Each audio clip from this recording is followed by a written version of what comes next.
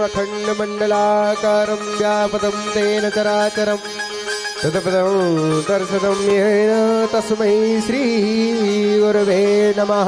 गुरुर्वाक्यं सदा सत्यं सत्यदेवो मापतिः। लोकाभिरामम्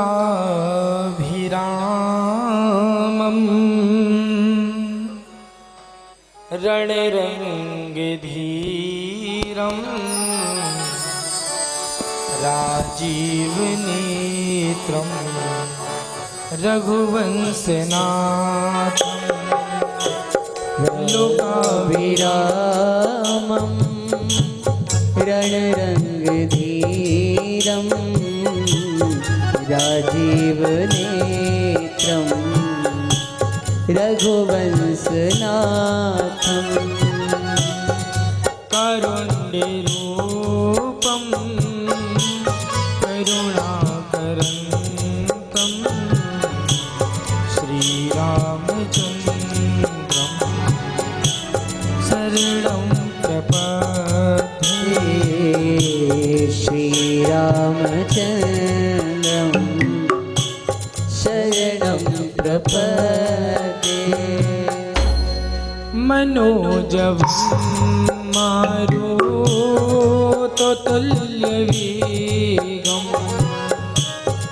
जितेन्द्रियं बुद्धिमतां वरेशं वातात्मजं वानरयूथमुख्यं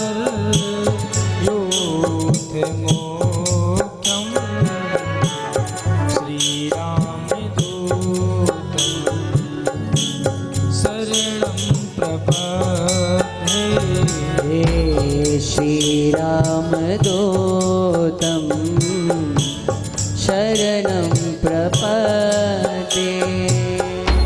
राधा साध्यं साधनं यस्य राधा मंत्रो राधा मंत्रदात्री च राधा सर्वं राधा जीवनं यस्य राधा राधा राधा वाचिकीं तस्य शेषं। श्री कृष्ण प्यारी श्री आदिशक्ति जगत जननी श्री कृष्ण प्यारी श्री राधा रानी सरकार की जय। बांके बिहारी लाल जय हो। श्रीमद् भागवत महापुराण जय हो। वृंदावन बिहारी लाल जय हो। जय जय श्री राधे श्री राधे श्याम। परम मंगलमय परात्पर अखिलेश्वर अकारण करुणा वर्णालय भक्त वांछित पीताम्बरधारी श्री बांके बिहारी लाल जी के चरणों में कोट सा नमन। श्री राधा रमण जी के चरणों में कोट सा प्रणाम। श्री गोवर्धन नाथ जी भगवान के चरणों में कोट सा नमन। वृंदावन की इस परम पावन पवित्र भूमि को कोट सा नमन। श्रीमद् भागवत महापुराण कया परम पावन आज तृतीय दिवस कया स्वरूप के कथा प्रसंगों को श्रवण करने के लिए आप हम सब यहाँ श्रीधाम वृंदावन की पवित्र भूमि पर उपस्थित हुए हैं। माँ यमुना महारानी के चरणों में मैं कोट से प्रणाम करता हूँ। श्रीमद् भागवत की यह परम पावन कथा को श्रेष्ठ संकल्प लेकर जो यह पावन मंगलमय कथा श्रवण कर रहे हैं हमारे यजमान वृंद यजमान जोड़े परीक्षित स्वरूप, उनका स्वागत अभिनंदन। श्री शिव शक्ति तीर्थ यात्रा समिति के सभी पदाधिकारियों का, सभी सदस्यों का, माननीय श्री अध्यक्ष जीतलाल जायसवाल जी का स्वागत अभिनंदन। और आइए आज के परम पावन मंगलमय कथा में हम प्रवेश करने से पूर्व जो आज तृतीय दिवस की कथा श्रवण करने के लिए हम आप यहाँ पर उपस्थित हुए हैं, यह श्रीमद् भागवत की यह परम मंगलमयी कथा है। सकल लोक जग पावनी, संपूर्ण जगत के कल्याण के लिए, हमारे जीवन के समस्त कलमशों को, समस्त क्लेशों को दूर करने वाली परम मंगलमयी अमृतमयी ये पावन कथा, हृदय से समस्त विषयों को, विकारों को दूर करने वाली, भक्ति विलासकारी, जिसे सुनकर साक्षात भक्ति मैया हृदय में नृत्य करने लगती है, ऐसी ये पावन मंगलमयी कथा है जिसे हम श्रवण करने के लिए यहाँ पर उपस्थित हुए हैं। अब देखिए, हमारी जो चित्त वृत्तियां होती हैं, चित्त की वृत्तियों के दो प्रवाह होते हैं सभी मानवों के, सभी लोगों में। हमारी जो मन है, हमारी जो चित्त की वृत्तियां, उसके दो प्रवाह हैं। बहाव जो होता है वह दो होते हैं, एक होता है सदमार्ग की ओर बह पड़े या फिर असदमार्ग की ओर बहने लग जाए। ये दो ही प्रवाह हैं चित्त वृत्तियों के। अब मान लीजिए कोई नदी पूर्व से पश्चिम की ओर बह रही है, पूर्व से पश्चिम की ओर जो नदियां बह रही हैं, और यदि हम चाहें कि वो नदी का प्रवाह हम बदलना चाहें कि पश्चिम से पूर्व की ओर बहने लग जाए, तो ये कोई सरल कार्य नहीं है। हाँ, असंभव नहीं कहूंगा, इसलिए असंभव नहीं है। किसी नदी के प्रवाह को बदल देना कठिन कार्य जरूर है, लेकिन असंभव नहीं है। असंभव इसलिए नहीं है कि जब भागीरथ के प्रयास करने पर भागीरथी गंगा इस धरा पर प्रकट हो सकती हैं, तो किसी नदी के प्रवाह को बदलना कोई असंभव कार्य भी नहीं है। वैसे हमारी चित्त वृत्तियों के प्रवाह हैं, संसारिक विषय वासनाओं की ओर बहने लग जाते हैं, संसारिक विषयों की ओर, असदमार्ग की ओर बहने लग जाते हैं। अब उनका प्रवाह बदलना है हमें सदमार्ग की ओर, ठाकुर जी के चरणों की ओर। ये कार्य कौन करेगा? श्रीमद् भागवत की ये पावन मंगलमयी कथा। ये हमारे संसारिक विषयों से हटाकर, असदमार्ग से हटाकर हमें सदमार्ग की ओर, स्वार्थ से हमारे जीवन को हटाकर परमार्थ की ओर लगाती है, परमार्थ की दिशा में अग्रसित करती है। ऐसी ये अमृतमयी कथा है भागवत। न जाने हमारे पूर्वाचार्यों ने, हमारे पूर्व के ऋषियों ने न जाने कितने सारे प्रयास करके इन वेद शास्त्रों का, पुराणों की रचना की। इन पुराणों की रचना की कि मनुष्य की जीवन की चित्त वृत्तियां सदैव सदमार्ग की ओर चलने लगे और उनका प्रवाह, उनका बहाव सदमार्ग की ओर रहे। इसलिए हमारे पूर्वाचार्यों ने, ऋषियों ने यह प्रयास किया। यह श्रीमद् भागवत ग्रंथ उन्हीं ऋषियों का एक प्रयास है, उन्हीं पूर्वाचार्यों का प्रयास है।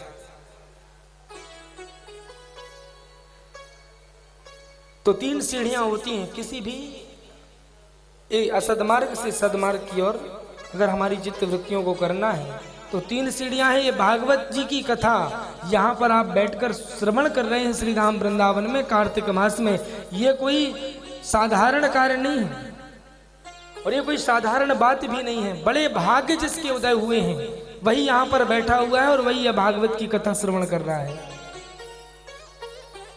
ये तीन सीढ़ियां, आस्था, श्रद्धा और विश्वास, बस यही तीन सीढ़ियां हैं जिनके सहारे अगर इन तीनों सीढ़ियों को आपने पार कर लिया तो यह श्रीमद् भागवत की कथा आपके जीवन को सफल कर देगी। जो जीवन मिला है मनुष्य तन, यह मनुष्य तन किस लिए मिला है? आहार, निद्रा, भय, मैथुन, केवल ये चार कार्यों के लिए नहीं मिला। ये मनुष्य तन मिला है केवल खाने पीने, मौज मस्ती, सोने, धन कमाने, संतान पैदा करने के लिए नहीं मिला। ये मिला है भगवत प्राप्ति के लिए। न जाने कितने योनियों में भटकता हुआ है वो जीवात्मा, भटकती हुई वो जीवात्मा इस तन को जब धारण की है, ये भगवत कृपा है। और जब भगवत कृपा से ये शरीर मिला है तो हमारा भी कर्तव्य बनता है क्या कि इसी शरीर से, इसी जन्म में हम उस भगवत प्राप्ति को, उस भगवान को हम प्राप्त करके रहें। यही उद्देश्य भी है और यही लक्ष्य भी होना चाहिए। कल सभी भक्तगण बहुत से कुछ दर्शन करने के लिए निकल चुके हैं, बड़ी अच्छी बात है। जितने भी भक्तगण यहाँ पर उपस्थित हैं हमारी शिव शक्ति तीर्थ यात्रा समिति के, तो कल सभी ने बांके बिहारी जी के दर्शन अभी तक किस किसने किया ये बताइए। यहाँ बैठे हुए सभी लोगों ने बिहारी जी के दर्शन कर लिए और किस किसने निधिवन जाकर दर्शन किया। बिहारी जी के दर्शन जो आपने किए हैं, कल हमारे माननीय श्री जगजीत लाल जायसवाल जी के निर्देशन में हम जितने भक्तगण थे, सब कुछ भक्तगण हमारे साथ वाले अलग अलग दिशाओं में चल दिए थे। बड़ी अच्छी बात है, दर्शन करना है सबको, उद्देश्य भी यही है। लेकिन ये कथा श्रवण करने का सौभाग्य जो इसे श्रवण करने के बाद बहुत समय मिलता है, बढ़िया आराम से भोजन प्रसाद करके और फिर निकलिए। तो सभी स्थानों का दर्शन भी आपको करवाया जाएगा, सब पूरा तैयार है समिति को से कहाँ कहाँ हमें जाना है, कितने दिनों में सब हो जाएगा। गिरिराज गोवर्धन जी की परिक्रमा भी, बरसाना भी, गोकुल नंदगांव भी, यहाँ वृंदावन के सभी तीर्थ मंदिर भी। आप प्रतिदिन चाहें तो प्रातः काल उठ करके माँ यमुना जी के सानिध्य में जाकर दीप भेंट भी कर सकते हैं। संध्या काल में प्रतिदिन जा सकते हैं। कार्तिक जो स्नान करते हैं वो कार्तिक स्नान भी जाकर कर सकते हैं। तो बांके बिहारी जी के, अच्छा इनका नाम बांके क्यों है, किस किस को पता है क्यों कहा जाता है इनको बांके? बांके का मतलब क्या होता है? बांके माने टेढ़ा, बांके का मतलब होता है टेढ़ा। तेरी रीति भी टेढ़ी, तेरी प्रीति भी टेढ़ी, सब कुछ टेढ़ा है। अच्छा अजब गजब बात तो ये देखिए, कुब्जा को सीधे करने वाला खुद टेढ़ा है। जिसने कुब्जा को सीधा कर दिया वो खुद टेढ़ा है। अब महाराज इसलिए इनके जितने भक्त होते हैं ना वो भी बहुत टेढ़े होते हैं।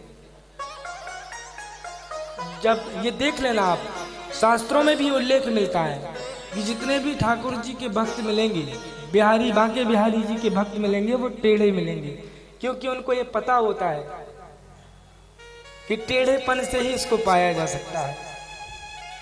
अच्छा राम भक्त जो होंगे वो बड़े थोड़ा गंभीर मर्यादित, शिव जी के जो भक्त मिलेंगे आपको वो देखना थोड़ा ध्यान की मुद्रा में, समाधि की स्थिति में। देवी जी दुर्गा जी के जो भक्त होंगे वो थोड़ा यंत्र तंत्र आक्रोश में होंगे थोड़ा। लेकिन बांके बिहारी जी ठाकुर जी के जो भक्त होंगे वो थोड़े टेढ़े होंगे, क्योंकि उनको ये पता होता है कि इसे टेढ़ेपन से ही पाया जा सकता है, नियमों से नहीं पाया जा सकता। क्योंकि कितने नियम आप पालन करोगे, नियमों से इन्हें पाया नहीं जा सकता। नियम तो इतने हैं कि कभी पूरे नहीं कर पाओगे।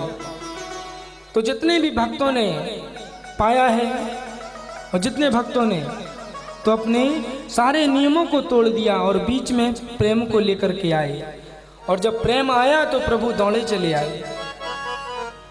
बिहारी जी फिर दौड़े चले आए। तो सबसे प्रमुख बात है प्रेम बिहारी जी से। वृंदारण्यम स्वपद रमणम, ये वृंदावन की पावन पवित्र भूमि। संसार में ऐसा होता है, कोई किसी की चाल पर मरता है, कोई किसी की चाल पर मरता है, कोई किसी के बाल पर मरता है, तो कोई किसी के माल पर मरता है। अगर मरना ही है तो यशोदा के लाल पर मरो, तो जीवन का कल्याण हो जाएगा। वृंदारण्यम सुपद रमनम, जन्म जन्म का मरण छूट जाएगा, सीधे पहुंच जाओगे उसके धाम में, सीधे, फिर कहीं कोई रुकावट नहीं होगी प्रभु के चरणों में। ठाकुर जी बड़े सुंदर हैं बिहारी जी। बांके बिहारी जी का जो प्रागट्य स्थल है निधिवन में ही, पहले बांके बिहारी जी जहाँ आपने दर्शन किए ना, वो सबसे पहले निधिवन में स्थापित है, वहाँ प्रकट हुए हैं। बांके बिहारी जी। निधिवन से बाद में इन्हें फिर ये मंदिर का निर्माण बाद में हुआ। फिर इसके बाद स्वामी श्री हरिदास जी के सेव्य हरिदास जी महाराज के चरणों में हम सब कोट से प्रणाम करते हैं। बड़ी सुंदर छवि है, बड़ी मनमोहक, इतने सुंदर हैं बांके बिहारी जी, इतने सुंदर हैं, एकदम बनठन कर। बिहारी जी रहते हैं, उनको सबसे 3 चीजें बहुत प्रिय हैं ठाकुर जी को। कौन कौन सी चीजें? पहला तो श्रृंगार, पहला क्या चीज है? श्रृंगार। और दूसरा भगवान को भोग बहुत प्रिय है कि भोग में आप क्या क्या लगा रहे हैं। 56 भोग लगाते हैं ना हम, तो 56 भोग में भी आपने देखा होगा तो सबसे ज्यादा संख्या होती मिठाइयों की। तो ये सबसे ज्यादा प्रिय भगवान को, ठाकुर जी को। और तीसरा आपका जो प्रेम है, जो आपका भाव है, ये बहुत प्रिय है। यहाँ श्रृंगार का, अच्छा ठाकुर जी के जो भक्त होते हैं वो भी एकदम बनठन कर रहते हैं, खूब श्रृंगार करते हैं। अच्छा, यहाँ श्रृंगार का मतलब ये मत समझना, श्रृंगार का अर्थ विषयों का श्रृंगार नहीं, अच्छे अच्छे कपड़े पहनना, अच्छे अच्छे वस्त्र आभूषण पहन लेना, ये श्रृंगार नहीं है। श्रृंगार का अर्थ यहाँ दूसरा है। श्रृंगार का अर्थ है कि उनके जो भक्त होते हैं वो बढ़िया एकदम श्रृंगार में रहते हैं, मेकअप करके। तो श्रृंगार का अर्थ क्या है? आप सब भी यहाँ पर बैठे हैं ना, बहुत से लोग बैठे हैं मेकअप करके। बैठे हो कि नहीं बैठे? श्रृंगार करके। कौन सा श्रृंगार? ये माथे में जो लगा है, क्या लगा है? किस किस के माथे में लगा है? चंदन। यही सबसे बड़ा श्रृंगार है। जिसके माथे में ये श्रृंगार ये हुआ है, यही श्रृंगार है ठाकुर जी के भक्तों का। वो कितना सुंदर लगता है कि जिसके माथे पर चंदन लगा हो, मुख में हरि नाम हो, ठाकुर जी के जयकारा और ठाकुर जी के नाम हो, बड़ा सुंदर, वही सबसे सुंदर श्रृंगार होता है। महाराज जैसे जब कोई लड़के वाले को लड़की दिखाने ले जाते हैं, जब देखा होगा तो लड़की को खूब श्रृंगार करके ले जाते हैं सामने, ताकि लड़का एक ही बार में पसंद कर ले। ऐसे ही अगर जब हम ठाकुर जी के सामने जाते हैं, बांके बिहारी जी के सामने जाते हैं, भागवत जी की कथा में श्रवण करने बिहारी जी के सामने जब बैठते हैं, तब हम भी ठाकुर जी के सामने ये श्रृंगार करके हमें जाना चाहिए। कौन सा श्रृंगार? माथे में हमारे चंदन लगा हो, ताकि ठाकुर जी एक बार में ही हमें बाँह फैलाकर हमें स्वीकार कर लें, एक बार में ही हमें फिर जाने ना दें। यही सबसे बड़ा श्रृंगार है, ध्यान रखिए। अच्छा, ये मेकअप एक दिन का नहीं होना चाहिए कि यहाँ श्री धाम वृंदावन में आए तो 1 दिन 2 दिन या 7 दिन का श्रृंगार कर लिए बस। ये तो हमेशा का होना चाहिए, हर पल नित्य प्रति का। माथे में चंदन लगाओ तो प्रभु उस भक्त से बड़ा प्रेम करते हैं, बड़ा स्नेह करते हैं भगवान। क्योंकि ये शरणागति का प्रतीक है। ये कथा हमारा श्रृंगार कर देती है, सब भक्तों का श्रृंगार कर देती है श्रीमद् भागवत की कथा। जब श्रृंगार करके आप बांके बिहारी जी के दर्शन करने जाओगे तो बांके बिहारी जी अपनी बाँह फैलाकर उसे अपने चरणों में ले लेंगे, खुद खड़े रहते हैं उनके लिए। तो ये शरणागति का प्रतीक है। जैसे जो विवाहित जो मैया होती हैं, शादीशुदा, उनके मांग पर जिस सिंदूर लगा होता तो उससे ये पता चल जाता है कि हाँ इनका कोई पति है, इनका कोई पति है। वैसे ही जिसके माथे पर ये लगा होता है तो उसका पति नहीं, जगत पति होता है। उसका पति नहीं रहता, फिर जगत पति ही उसका पति है। तो महाराज ये पहचान दिलाता है कि आप बड़ा ही सुंदर रूप है प्रभु का। ब्रहापीडम नटवर वपु कर्णयो कर्णिकारम विप्रदवासा कनक कपिसम वैजयन्तीं चमाला। बड़ा सुंदर स्वरूप है भगवान का।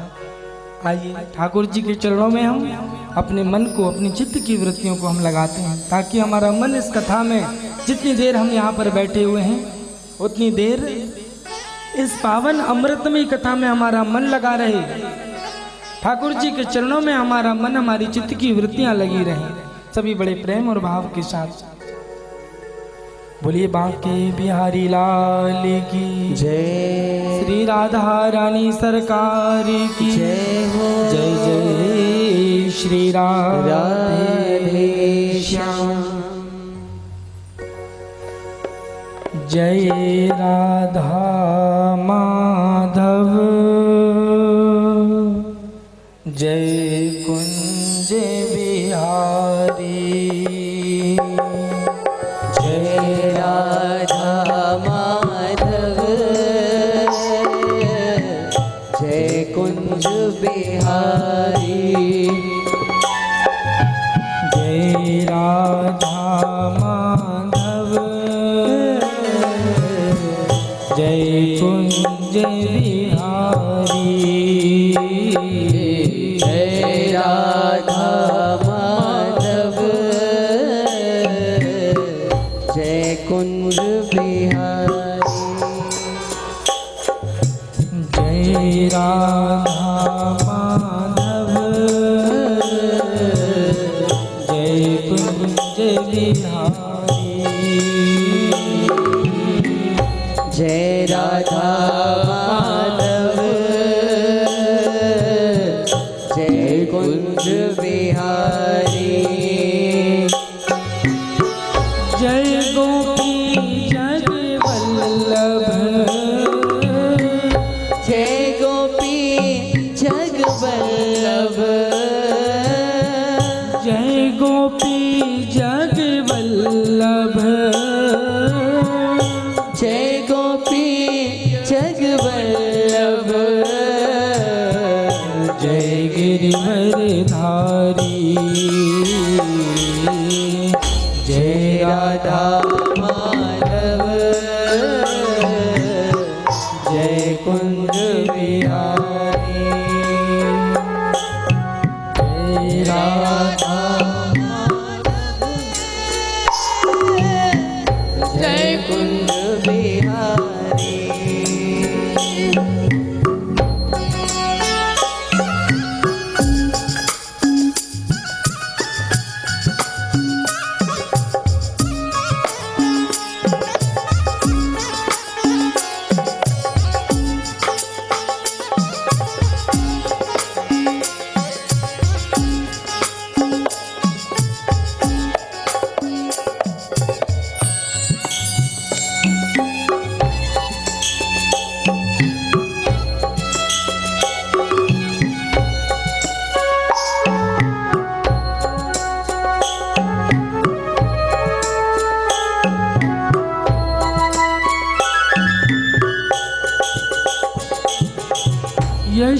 यशोदानंदन ब्रज जन नंदन।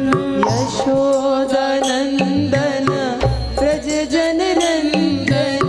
यशोदानंदन ब्रज जन नंदन।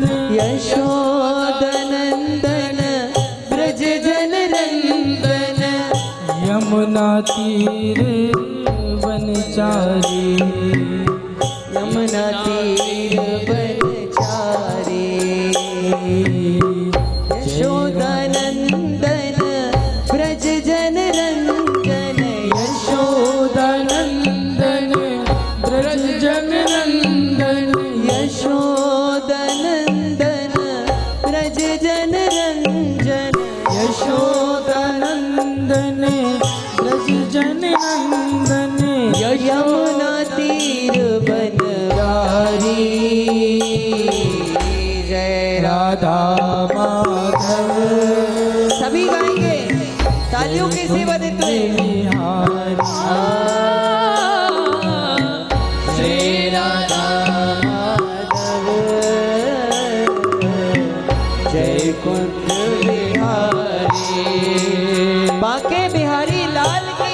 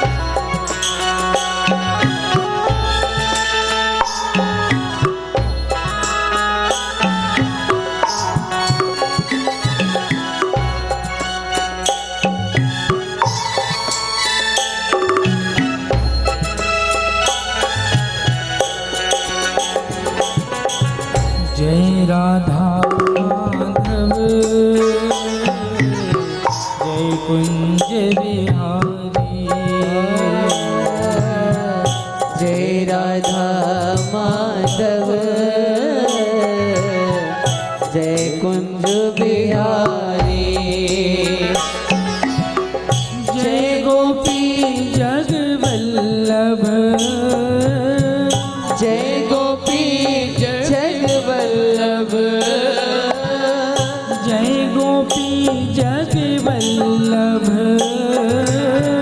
जय गोपी जग वल्लभ, जय गिरवरधारी, जय राधा माधव, जय कुंज बिहारी, जय राधा माधव, जय कुंज बिहारी। उठा के दोनों हाथ तालियों के सिवा देते हरे रामा हरे रामा राम रामा हरे हरे, हरे रामा हरे रामा राम रामा हरे हरे, हरे कृष्णा कृष्णा कृष्णा हरे हरे, हरे कृष्णा कृष्ण कृष्ण हरे हरे, हरे रामा राम राम हरे हरे, हरे रामा राम राम हरे हरे, हरे कृष्णा कृष्ण कृष्ण हरे हरे, हरे कृष्णा कृष्ण कृष्ण हरे हरे, हरे राम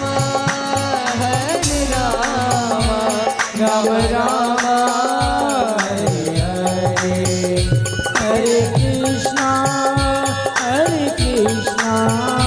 कृष्ण कृष्ण हरे हरे, हरे राम राम राम हरे हरे, हरे कृष्णा कृष्ण कृष्ण हरे हरे, हरे कृष्ण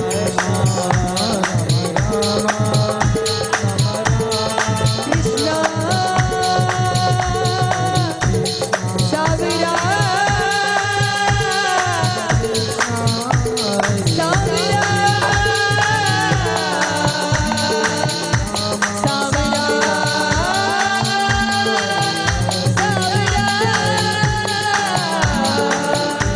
साविरा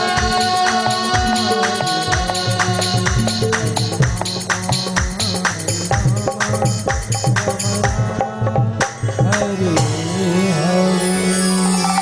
बोलिए बांके बिहारी लाल की जय। श्री राधा रानी सरकार की जय। श्रीमद् भागवत महापुराण की जय। जय जय श्री श्री राधे श्याम। आइए भागवत की द्वितीय स्कंध में कल तक हमने प्रथम स्कंद की कथा को श्रवण किया बड़े प्रेम और भाव के साथ। आज हम श्रीमद् भागवत के द्वितीय स्कंद की ये कथा में हम प्रवेश करते हैं गुरुदेव सुखदेव जी महाराज से। अच्छा, यहाँ सभी लोग कल थे ना कथा में? कौन कौन थे? हाथ उठाकर, पूरे पूरे लंबे लंबे हाथ। कल सब थे। कल कथा का विश्राम कहाँ हुआ था? थोड़ा हम भूल गए। कल कहाँ कथा पर विश्राम हुआ था? ऐसा नहीं करना, आगे आगे पाठ पीछे से कथा श्रवण करना है तो उसे हमें चिंतन भी करना है, उसका जाकर मनन करना है कि आज हमने क्या सुना कथा में। ठीक है, कल हम फिर पूछेंगे। तो कल की कथा में हमने श्रवण किया प्रथम स्कंद में कि राजा परीक्षित ने प्रश्न किया है गुरुदेव सुखदेव जी महाराज से, जब उन्हें श्राप मिल गया कि म्रियमाण व्यक्ति के लिए क्या कर्तव्य है। तो म्रियमाण व्यक्ति के लिए क्या कर्तव्य है, द्वितीय स्कंद में इसका उत्तर गुरुदेव सुखदेव जी महाराज ने दिया है राजा परीक्षित को कि देखो राजन, म्रियमाण व्यक्ति जो है जिसकी मृत्यु निश्चित होती है, तो म्रियमाण तो हम सब हैं। म्रियमाण व्यक्ति के लिए मुक्ति का एक ही उपाय है और म्रियमाण व्यक्ति के उद्धार का एक ही उपाय है, क्या? तस्मात् भारत सर्वात्मा भगवान ईश्वरो हरि श्रोतव्यः कीर्तिव्यश्च स्मर्तव्यस्य सदा भयम्। म्रियमाण व्यक्ति का एक ही कर्तव्य, क्या? कि श्वास श्वास परि कृष्ण भजो वृथा श्वास जनि खो और ना जाने श्वास की आवन हो ये ना हो। जो श्वास निकल गया वो लौटकर फिर नहीं आएगा। बहुत ध्यान से सुनना। इसलिए हर परिस्थिति में जितना मौका मिले ना, जब भी मौका मिले तो हर श्वास में भगवान का स्मरण करना है, सुमिरन करना है कि हर श्वास में हो सुमिरन तेरा यूं बीते जाए जीवन मेरा। ओ तेरी पूजा करते बीते सांझ सवेरा यूं बीते जाए जीवन मेरा। यही प्रभु से एक ही कामना, एक ही प्रार्थना करनी। बांके बिहारी जी के दरबार में भी जाके कि प्रभु हमारी हर श्वास में बस आपका स्मरण हम करते रहें, हर परिस्थिति में चलते फिरते उठते बैठते खाते पीते बस आपका ध्यान, बस आपका सुमिरन होता रहे। इतनी कृपा कर देना। संसार की कामनाओं को, संसार के तो छोटे से स्वार्थ को लेकर भगवान के सामने मत जाना। भगवान से मांगना है तो भगवान से केवल यही मांगना, प्रभु आपके चरणों की भक्ति सतत अहिर्निश मिलती रहे जीवन में सदैव। ये जो जीवन आपने दिया है तो बस आपके चरणों, आपका नाम बस मुख में रहे कि अंत समय में भी देखिए जो जीव जो करता है ना जीवन भर, अंत काल में उसे वही याद आता है, वही स्मरण होता है, फिर वो सुमिरन भी वही करता है जो जीवन भर किया है। और शास्त्र कहते हैं कि अंत समय बड़ा कठिन होता है जीव का। जब मृत्यु आती है ना, जब अंत समय निकट आ जाता है तो उस समय ये जिह्वा जो होती है, जिह्वा हिलती बस है, लेकिन बड़ा छोटा सा सरल सा नाम है 2 अक्षर का, राम, लेकिन वो नाम भी जिह्वा से निकलता नहीं है। क्यों? क्योंकि हमने जीवन भर जो किया है वही अंत समय में हमें याद आएगा। अब जीवन भर खूब काम किया है तो अब राम कहां से आ जाएंगे? तो राम को यदि अंत समय में वो मुख से निकल जाए वो नाम, उसके लिए क्या करना है? तो जीवन भर काम को करते करते भी राम का स्मरण बना रहे, मेरे ठाकुर जी का स्मरण बना रहे, बिहारी जी का याद उनकी स्मरण बना रहे, ये विशेष ध्यान रखना है। एक बड़े बुजुर्ग व्यक्ति थे, अंत समय उनका नजदीक आ गया, बुढ़ापा था। अब उनको जब अंत समय नजदीक, पलंग खाट पर लेटे हुए थे, अब चारों तरफ लोगों ने भीड़ लगाकर खड़े हो गए कि भैया आप कुछ ही समय के मेहमान हैं। सब लोग चारों तरफ बैठ गए। तो उस बूढ़े व्यक्ति ने कहा, क्या कहा? कि भैया मेरे बड़े बेटे को बुला दो। लोगों से कहा उसने। लोगों ने सोचा कि अंतिम इच्छा प्रकट करना हो सकता है, कुछ धन संपत्ति को जायदाद ऐसी रखा हो तो अपने बड़े बेटे को अंत समय में बताना चाह रहा हो। बड़े बेटे को ला के खड़ा कर दिया। अब बड़ा बेटा आकर खड़ा हुआ, बूढ़ा व्यक्ति बिल्कुल शांत हो गया, मौन। कहा मेरे छोटे बेटे को बुला दो। लोगों ने छोटे बेटे को भी बुलाकर खड़ा कर दिया। सोचा बड़े को नहीं बताया, शायद छोटे को बता देगा। छोटा बेटा आया, उसे भी बूढ़े व्यक्ति ने ऊपर से नीचे देखा और शांत हो गया। बहुएं आ गई, पत्नी आ गई, सबको एक साथ देखता है और एकदम कुछ नहीं बोलता, मौन होकर, और थोड़ी देर बाद बड़ी जोर से चिल्लाता है, क्या कह रहे तुम सब लोग यहाँ पर हो तो दुकान आज कौन खोला है? आज दुकान में कौन बैठा है फिर? और इतना कह करके राम नाम प्राणांत हो जाते हैं उसके। तो कहने का भाव है कि जीवन भर उसकी चित्त की वृत्तियां कहाँ लगी थी? दुकान में, उसका अपने काम में। तो अंत समय में भी उसे वही याद आ रहा था। उसे पता है कि मेरे साथ ये कुछ जाने वाला नहीं है, जाने वाला कुछ भी नहीं है, लेकिन इसके बाद भी अंत समय में उसे वही स्मरण, क्योंकि जीवन भर हम जो करते हैं ना वही हमें याद आता है। तो अंत समय में प्रभु का नाम। अच्छा, प्रभु की प्राप्ति ऐसे नहीं होती सबको कि हम लोग सोचें कि बड़ी सरलता से भगवान मिल जाएंगे, तो ऐसे नहीं मिलती। दो ही लोग ऐसे होते हैं जो जिनको भगवान की प्राप्ति होती है। सुन लीजिए बहुत ध्यान से, किस किस को भगवान मिलते हैं। ये शरीर छूटने के बाद कौन भगवान के धाम में जाता है, और जो जिसे भगवान की प्राप्ति होती है, भगवत प्राप्ति, दो ही लोग होते हैं। कौन कौन से? पहले वो, सबसे पहले वो जो हमारे इस देश की रक्षा के लिए सेना, जो बॉर्डर पर तैनात है, हमारे जवान, जो इस मातृभूमि की, इस राष्ट्र की रक्षा के लिए अपने प्राण न्यौछावर कर देते हैं, पहले उनको भगवान प्राप्त होते हैं। और दूसरे वो जिनके अंत समय में उनके मुख से राम का नाम, मेरे ठाकुर जी का नाम निकल जाता है, दूसरा उनको भगवान की प्राप्ति होती है। बड़ी सरलता से नहीं निकलता, लेकिन क्योंकि इसके लिए अभ्यास, प्रैक्टिस करनी होगी, अभ्यास करना होगा। ये भागवत जी की कथा में इसलिए कहा गया है मोह रहो रसिका भूमि भावुका। आप लोगों ने देखा होगा ना कि जब हमारी माताएं सब बैठी, जब पहली बार अपने जीवन में जब रोटी बनाना प्रारंभ किया होगा, बचपन में जब रोटी बनाना पहली बार, तो खूब ध्यान से भी बनाते जा रही हैं, लेकिन इसके बाद भी कहीं कई प्रकार के नक्शे बन रहे हैं, कभी भारत का, कभी चीन का, कभी जापान का, ऐसी रोटियां बनती हैं।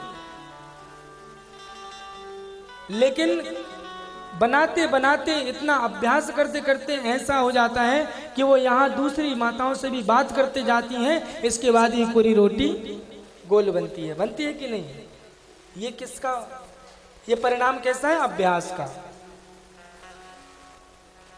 तो अभ्यास करते करते सब संभव हो जाता है। जब अभ्यास आप अभी से करेंगे, यहीं से संकल्प लेके जाएं, ये अभ्यास भगवान का नाम, भजन, कीर्तन जब आप करेंगे घर में भी, और अपने बच्चों को भी यही संस्कार देंगे, यही शिक्षा देंगे, तो ये अभी काम नहीं, ये अभ्यास बना रहेगा, तो अंत समय में तभी जाकर इस जिह्वा से ठाकुर जी का नाम, इस जिह्वा से राम का नाम निकल पाएगा।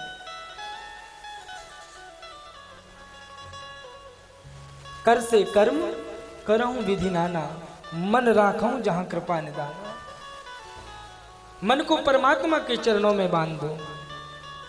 तो यहाँ पर परीक्षित जी महाराज ने जिज्ञासा में पूछ लिया गुरुदेव सुखदेव जी महाराज से कि रे गुरुदेव, ये मन तो बड़ा चंचल है, ये मन ही तो है जो बड़ा चंचल है, ये मानता नहीं है, ये अच्छे कामों में बहुत देर से लगता है, लेकिन बुरा काम आ जाए सांसारिक विषयों में, सांसारिक वासनाओं में तुरंत दौड़ता है।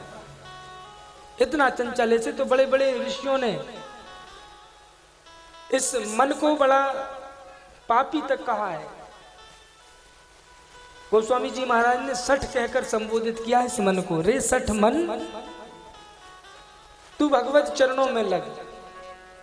ये मन जो है बड़ा चंचल है।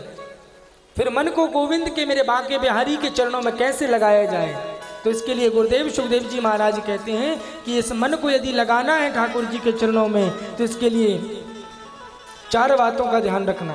कौन कौन सी बातें हैं? पहली तो जितासनो जितः श्वासो जित संगो जितेन्द्रियः स्थूले भगवतो रूपे मनः सिंधा ये धिया। तो कहा जितासनो, आसन को जीतो सबसे पहले। मतलब एक आसन में आप कितनी देर तक, अधिक देर तक बैठे रह सकते हो। जब आसन आप जीत लोगे तो धीरे धीरे आपके मन पर, आपकी इंद्रियों पर कंट्रोल होने लगेगा। तो आसन, जितासन, जितः श्वासो। दूसरा है इस श्वास को जीतो।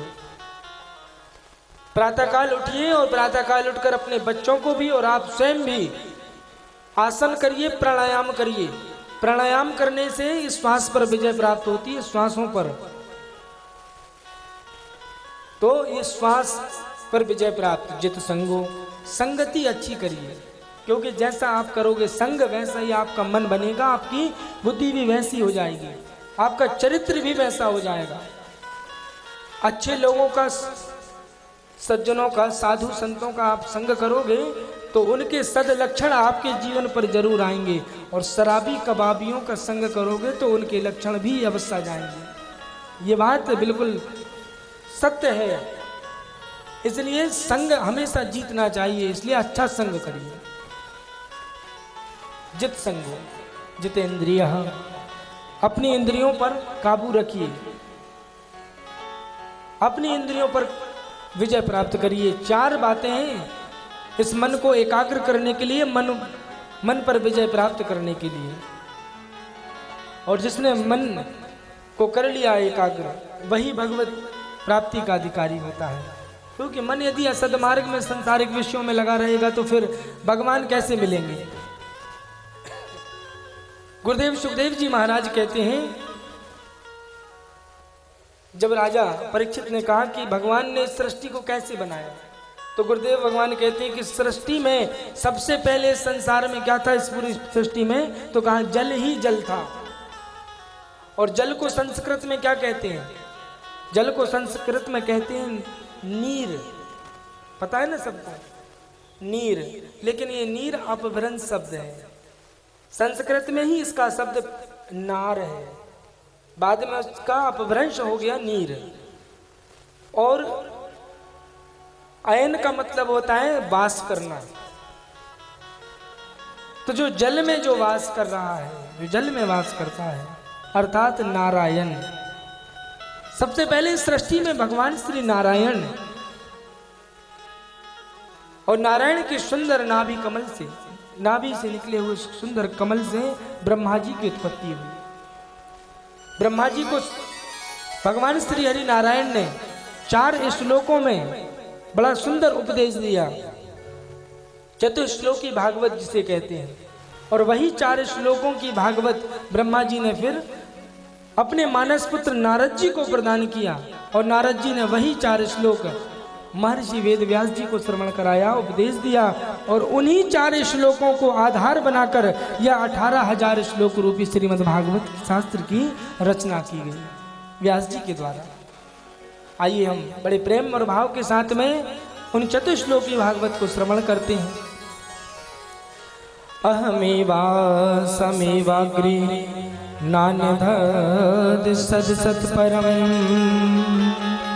पश्चादहं यदेतच्च यो अवशिष्येत सुवस्महम् ऋते अर्थ यत् प्रतीयेत न प्रतीयेत चात्मनि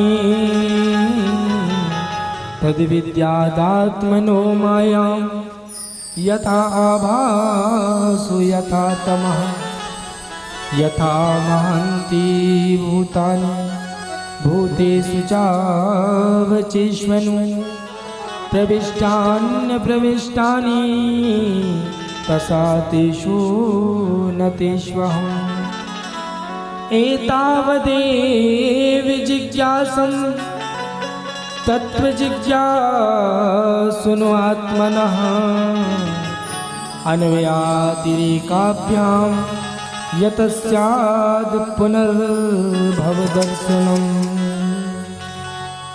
यह श्रीमद् भागवत के 4 श्लोक, यही है चतुश्लोकी भागवत। इन्हीं 4 श्लोकों से यह भागवत जी की रचना हुई है। परमात्मा श्री हरि नारायण कहते हैं, अहमेवाव समेवाग्रे नान्यदात सत सत परम, कि ब्रह्मा जी से भी पहले, जिन ब्रह्मा जी ने सृष्टि की रचना की, उनसे भी पहले क्या था? तो का सारी सृष्टि में केवल मैं था।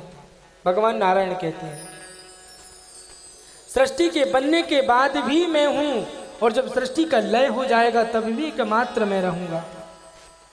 वो भगवान श्री नारायण की सत्ता है, वो परमात्मा की सत्ता है। और सारी सृष्टि, भगवान नारायण कहते हैं संसार में जो चीज नहीं है, इसके बाद भी वो हमें दिखाई देती है। जो चीज नहीं है वास्तविकता में, उसे हम सत्य मान लेते हैं, और जो चीज है उसे सत्य मानते नहीं। वो चीज हमें दिखाई नहीं देती। कहा क्या? भगवान की वैष्णवी माया से इस संसार में जो कुछ भी है वही हमें सत्य समझ में आता है, लेकिन जो वास्तव में हर एक कण कण में व्यापक, वो सर्व ब्रह्म परमात्मा, वो व्यापक ब्रह्म है। जड़ में भी, चेतन में भी, सजीव में भी, निर्जीव में भी, वो हमें दिखाई नहीं देता। वो केवल परमात्मा है। ये भगवान की माया है। तो माया से बच्चा कैसे जाए फिर? तो गुरुदेव भगवान कहते हैं कि माया से यदि पार पाना चाहते हो, भगवान की उस वैष्णवी माया से यदि बचना चाहते हो, तो माधव की शरण में आना पड़ेगा, मेरे बांके बिहारी की शरण में आना पड़ेगा। माया से यदि पार पाना है, मेरे गोविंद खुद स्वयं गीता में अर्जुन को उपदेश देते हुए कहते हैं कि अर्जुन, मामे वे प्रबदंती माया में ताम तरंती ते। माया से यदि पार पाना चाहते हो, माया से बचना चाहते हो, तो मेरी शरण में आना पड़ेगा। ये भगवान ने कहा है। इसलिए महाराज, यही श्रीमन नारायण के, श्री हरि नारायण के इन 4 श्लोकों की व्याख्या। अब माया के से बचने के उपाय, इन सारे उपदेशों को श्रवण कराया गुरुदेव सुखदेव जी महाराज ने राजा परीक्षित जी को, और कहने लगे कि ऐसे ही जैसे तुमने जो प्रश्न किया है, ठीक है, वैसे ही प्रश्न विदुर जी ने मैत्रेय जी से पूछे थे। इस कथा को श्रवण कराते हुए क्या कहते हैं गुरुदेव भगवान कि जब पांडवों के साथ कौरव अत्याचार कर रहे थे, लाक्षागृह में उनको जलाने का षड्यंत्र रचा जा रहा था, अनेकों षड्यंत्र रचे जा रहे थे कौरवों के द्वारा पांडवों को मारने के लिए। तो विदुर जी, जो कि महामंत्री भी हैं उस राज्य के, वो धृतराष्ट्र के सम्मुख आते हैं और धृतराष्ट्र से कहते हैं कि आज मैं आपके सामने आया हूं, आज मैं आपके भाई होने के नाते नहीं, इस राज्य के महामंत्री होने के नाते से नहीं, बल्कि एक सामान्य नागरिक होने के नाते से आपसे ये कहने आया हूं कि पांडवों के साथ हो रहे अत्याचारों को आप रोकिए। राजन, पांडव कमजोर नहीं है, कमजोर मत समझना, लेकिन वो केवल आपकी मर्यादा करते हैं, आपका सम्मान करते हैं। कौरव उनके साथ जो अत्याचार कर रहे हैं, और सबसे ज्यादा तो दुर्योधन जो आपका जो पुत्र है, वो जो अत्याचार कर रहा है, उसे रोक दीजिए राजन। ऊपर से तो वैसे भी आपकी बुद्धि को साले शकुनी ने वैसे ही विकृत बना दिया है। पांडव कमजोर नहीं, उन्हें रोकिए। जैसे ये सब बातें कर रहे थे विदुर जी धृतराष्ट्र के सामने, उसी समय उसी कमरे में दुर्योधन का आगमन हो जाता है। उसने सब जैसे ही सुना, विदुर जी को तत्काल कह दिया कि मेरे राज्य से इसी क्षण निकल जाओ। पद से निष्कासित करके विदुर जी बड़े मुस्कुराते हुए, बड़े प्रेम के साथ अपनी पत्नी विदुरानी को लेकर और चल देते हैं राज्य से। एकांत में पहुंच गए और निर्जन एकांत वन में एक कुटी, सुंदर पर्ण कुटी बनाई, और वहीं पर पति पत्नी विदुर और विदुरानी दोनों भगवान श्री ठाकुर जी का भजन करने लगे, श्री हरि नारायण का भजन करने लगे। एक दिन की बात है, विदुर जी को कहीं से यह बात पता चली कि कल हस्तिनापुर में द्वारिकाधीश की रथ यात्रा आने वाली है। दौड़ते हुए गए अपनी पत्नी के पास, कहने लगे, अरे सुनती हो, कल जिनकी हम इतने सालों से प्रतीक्षा कर रहे हैं, कल स्वयं द्वारिकाधीश की रथ यात्रा राज्य में आने वाली है। विदुरानी से कहने लगे विदुर जी कि जो मेरे को ऐसा आभास हो रहा है, न जाने क्यों ऐसा लग रहा है कि स्वयं द्वारिकाधीश हमारी इस कुटी में आएंगे, इसलिए हो सके तो तुम कुछ भोजन का प्रबंध कर लेना, कुछ ना कुछ रख लेना। विदुरानी कहती है, इस जंगल में हम इस पर्ण कुटी में अरे वो तो द्वारिकाधीश से, द्वारिका के राजा हैं, 56 भोगों का प्राशन करते हैं, हम उन्हें क्या खिलाएंगे। यहाँ पर क्या रखा हुआ है हमारे पास। जब ये बात कही विदुरानी ने, विदुर जी कहते हैं अच्छा तुम देख लेना अपने हिसाब से। दूसरे दिन विदुर जी भी चले गए हस्तिनापुर। अब यहाँ दुर्योधन की सुनना। दुर्योधन को जैसे ही पता चला कि द्वारिकाधीश आने वाले हैं, तो दुर्योधन ने कपटतापूर्ण मैत्री भाव का परिचय देते हुए, अंदर से कपट भी है और मित्रता भी दिखा रहे हैं बाहर से, इसका परिचय देते हुए दुर्योधन ने पूरे नगर को साज सज्जा सजावट करवा दी। सारे नर नारियों को अटारियों पर खड़ा करवा दिया कि द्वारिकाधीश की जब रथ यात्रा निकले तो ऊपर से पुष्पों की वृष्टि करना, वर्षा करना। मार्ग के दोनों तरफ नर नारियों को खड़ा करवा दिया कि जब द्वारिकाधीश आए तो उनके ऊपर पुष्पों की वर्षा करना। और जैसे मेरे प्रभु मेरे द्वारिकाधीश जब उनकी रथ यात्रा आई तो नर नारी जो मार्ग के दोनों तरफ खड़े हुए हैं, हजारों, सारे भगवान श्री द्वारिकाधीश के ऊपर पुष्पों की वृष्टि कर रहे हैं। अटारियों पर, महलों की अटारियों पर खड़े हुए नर नारी भी उनके ऊपर पुष्पों की वर्षा कर रहे हैं। उसी भीड़ में विदुर जी भी खड़े हुए हैं। भगवान का इतना स्वागत हो रहा है मेरे द्वारिकाधीश का, लेकिन द्वारिकाधीश का मुख जो है थोड़ा उदास है। उनकी नजरें कभी यहाँ देख रही हैं, कभी वहाँ देख रही हैं। ऐसा लग रहा है मानो किसी को ढूंढ रही हैं। और जैसे ही विदुर जी जैसे ही दिखाई दिए हैं मेरे द्वारिकाधीश को, भगवान एकदम से उनके चेहरे पर मुस्कुराहट आ जाती है, मुस्कान आ जाती है एकदम से, और एक टक निहारने लगते हैं विदुर जी को, माने उनकी निगाहें विदुर जी को ही ढूंढ रही थी। विदुर जी भी भगवान को देखने लगते हैं। गुरुदेव सुखदेव जी महाराज वर्णन करते हैं राजा परीक्षित से कि राजन, द्वारिकाधीश की वो रथ यात्रा सीधे दुर्योधन के जब महल में पहुंची, मेरे प्रभु उतरकर सबसे पहले दुर्योधन से कहते हैं कि दुर्योधन, अरे इतना सब प्रबंध करने की क्या आवश्यकता थी? मैं यहाँ द्वारिका के राजा होने की हैसियत से नहीं आया हूँ, अरे मैं तो दूत बनकर आया हूँ, पांडवों के संधि का प्रस्ताव लेकर के आया हूँ। दुर्योधन ने जैसे ही सुना संधि का प्रस्ताव तो कहने लगा, कैसी संधि का प्रस्ताव? केशव, कौन सी संधि की बात कर रहे हो आप? मेरे प्रभु कहने लगे कि दुर्योधन ये बताओ सबसे पहले ये बताओ कि पांडव तुम्हारे कौन है? दुर्योधन ने कहा भाई है। तो भाई होने के नाते तुम्हारा क्या कर्तव्य बनता है? और नीति शास्त्र भी यही कहता है कि आधा हिस्सा अपने भाइयों को भी मिलना चाहिए। ठीक है, आधा मत दो, मैं यही संधि का प्रस्ताव लेकर आया हूं कि इस संपूर्ण राज्य में से केवल 5 गांव पांडवों को प्रदान कर दो। जैसे ही ये सुना है महाराज दुर्योधन तुरंत तत्क्षण अपने आसन से खड़ा हो गया और बड़ी जोर से चिल्लाकर कहता है, सूच ग्रेव न दास्यामी बिना युद्धेन केशव। अरे केशव, तुम 5 गांव की जमीन की बात करते हो, 5 गांव देने की बात करते हो, मैं उन्हें 5 गांव तो क्या एक सुई के नोक की बराबर भी जमीन नहीं दूंगा। बिना युद्ध किए वो मुझसे सुई के नोक जैसी जमीन भी प्राप्त नहीं कर सकती। पीछे से धृतराष्ट्र ने पकड़ा दुर्योधन को, कहा अतिथि के साथ ऐसा व्यवहार नहीं किया जाता, थोड़ा शांत हो जाओ। विदुर जी ने समझाया था सबसे पहले धृतराष्ट्र को कि राजन, और ये नीति शास्त्र क्या कहता है? नीति शास्त्र भी यही कहता है कि यदि एक गांव को नष्ट कर देने से, ध्यान से सुनना, एक गांव को नष्ट कर देने से यदि पूरा देश सुरक्षित रहता है तो उस गांव को नष्ट कर देना चाहिए, ये नीति शास्त्र कहता है। और यदि एक गांव में एक घर को वहां से पूरा अलग कर देने से यदि पूरा गांव बचता है तो उस घर को वहां से हटा देना चाहिए उस गांव से। उसी प्रकार यदि घर में एक सदस्य, घर में एक व्यक्ति अगर खराब है और उसकी वजह से संपूर्ण घर परेशान है, पूरा घर व्यथित है, तो उस व्यक्ति को घर से अलग कर देना चाहिए। ये बात अगर धृतराष्ट्र पहले समझ लेते कि दुर्योधन की वजह से तो ये ना होता जो महाभारत का संपूर्ण जो युद्ध हुआ।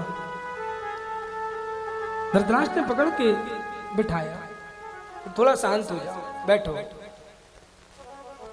दुर्योधन शांत हुआ, कहने लगा, रे केशव ठीक है, ये सब राजनीति राजपाट की बातें बाद में होती रहेंगी। सबसे पहले तो तुम इतनी दूर से आए हो, तो स्वयं मेरी माता, हमारी माता गांधारी ने अपने बड़े ही प्रेम और भाव के साथ 56 प्रकार के व्यंजन बनाए हैं आपके लिए, मैंने बनवाया हूं।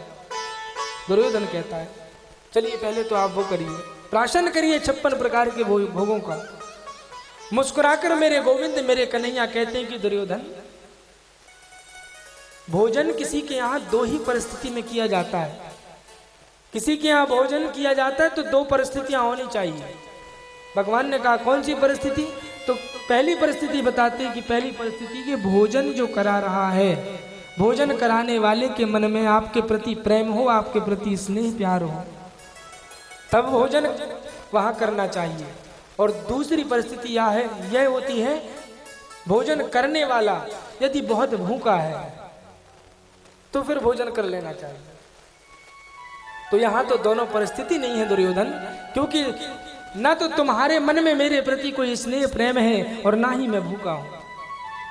और भगवान इतना कह करके अपने आसन से खड़े हुए और सीधे उसी भीड़ से निकलते हुए रथ को भी वहीं छोड़ दिया भगवान ने।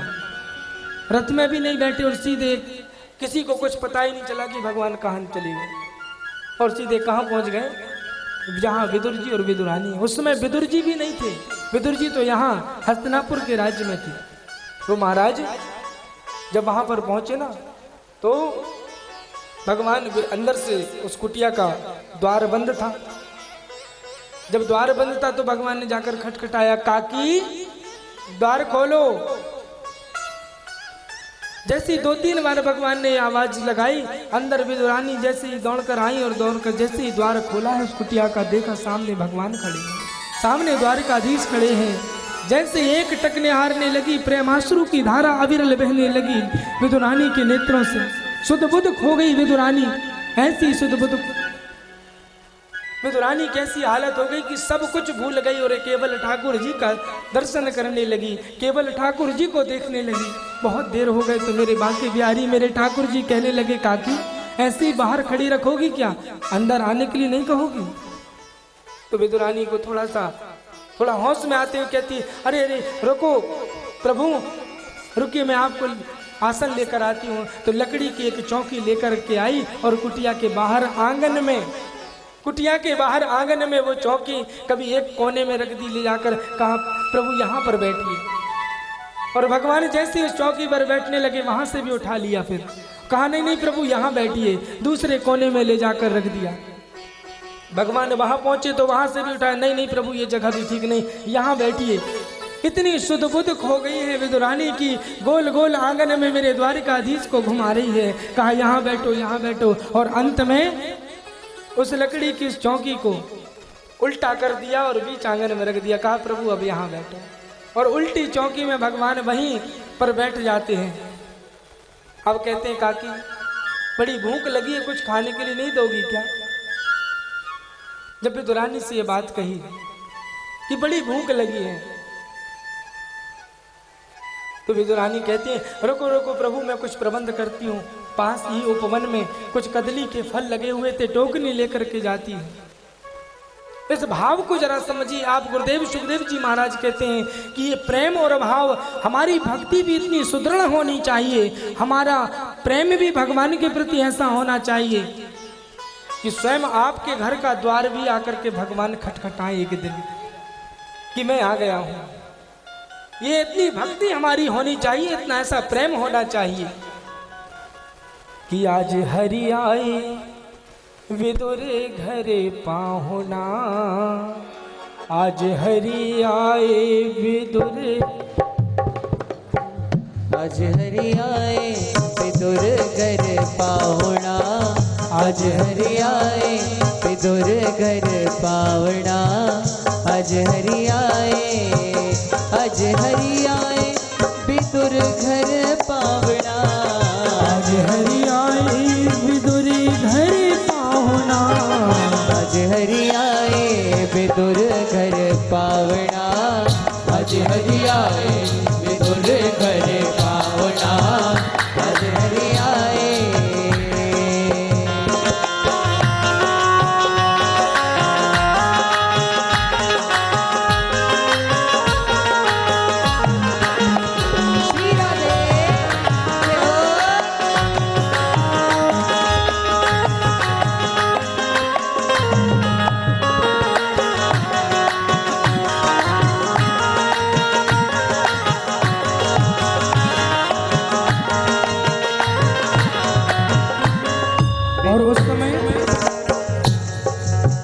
जब भगवान पहुंचे ना तो उस समय विदुर जी नहीं थे। कौन थी? केवल काकी विदुरानी थी। विदुर नहीं घर थी विदुरानी, विदुर नहीं घर थी विदुरानी, विदुर नहीं घर थी विदुरानी, विदुर नहीं घर थी विदुरानी।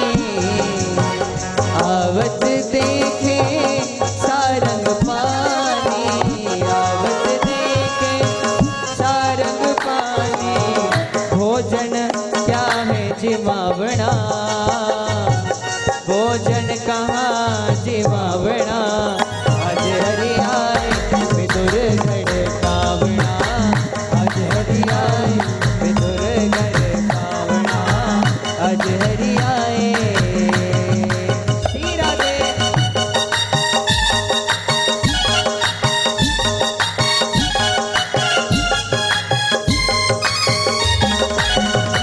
श्री राधे।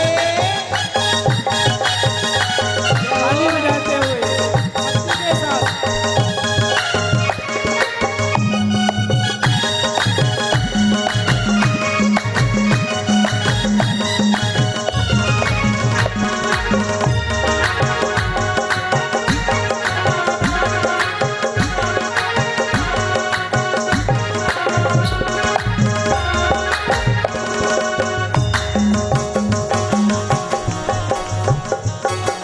अब काकी गई है केले के फल लेने।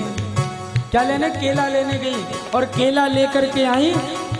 अब देखिए प्रेम और भाव इतनी शुद्ध बुद्ध में भी नहीं है कि केले की टोकरी सामने लाकर भगवान की रखी और एक टक प्रभु को निहारती जा रही है और केले के छिलके को उतारते जा रही है और अंदर केले के फल को फेंकते जा रही है और केले के छिलके मेरे गोविंद मेरे द्वारिकाधीश को खिलाते जा रही है।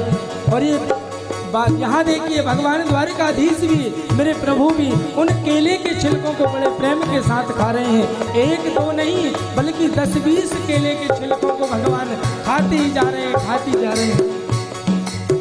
केला बड़े प्रेम से लाई, केला बड़े प्रेम से लाई, केला बड़े प्रेम से लाई, केला बड़े प्रेम से लाई, गिरी गिरी सब देत गिराई, गिरी गिरी सब देत गिराए, छिलका देत श्याम मुख माही, छिलका देत श्याम मुख माही, छिलका देत श्याम मुख माही, छिलका देत श्याम मुख माही। और लागे लागे लागे बहुत सुहावना, लागे बहुत सुहावना। आज हरि आए विदुर घर पावना, आज हरि आए विदुर घर पावना, आज हरि आए, आज हरि आए विदुर घर पावना, आज हरि आए विदुर घर पावना, आज हरि आए विदुर घर पावना, आज हरि आए विदुर घर पावना, आज हरि आए विदुर घर पावना,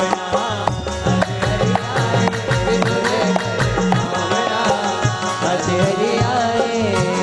और जब छिलके खिलाती जा रही है ना विदुरानी, इतने में विदुर जी आ गए और कहा अरे विदुरानी से कहने लगे ये तुम क्या कर रही हो, पागल हो गई हो क्या? विदुरानी को थोड़ा होश आया, अरे मैं तो भगवान को मैं छिलके खिलाते जा रही हूँ, सारी गिरी तो यहाँ पड़ी हुई है। भगवान ये बड़े प्रेम के साथ खाए जा रहे हैं। प्रभु भगवान कहते हैं यहाँ कर विदुर जी विदुरानी को बहुत डांटते हैं, ये तुमने क्या कर दिया? इतने माही विदुर घर आए, इतने माही विदुर घर आए, इतने माही विदुर घर आए, खोटे खारे बचन सुनाए, खोटे खारे वचन सुनाए,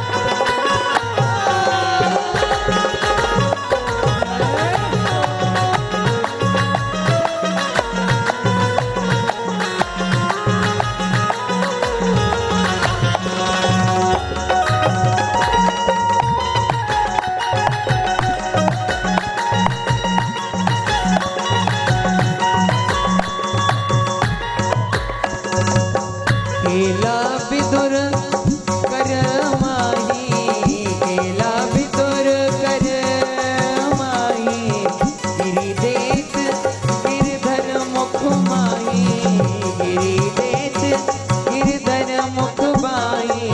कहत कन्हैया सुनो विदुर जी, कहत कन्हैया सुनो विदुर जी, कहत कन्हैया सुनो विदुर जी, कहत कन्हैया सुनो विदुर जी। और वो स्वाद नहीं आवड़ा, वो स्वाद नहीं आवड़ा, आज हरि आए विदुर घर पावना, आज हरि आए विदुर घर पावना,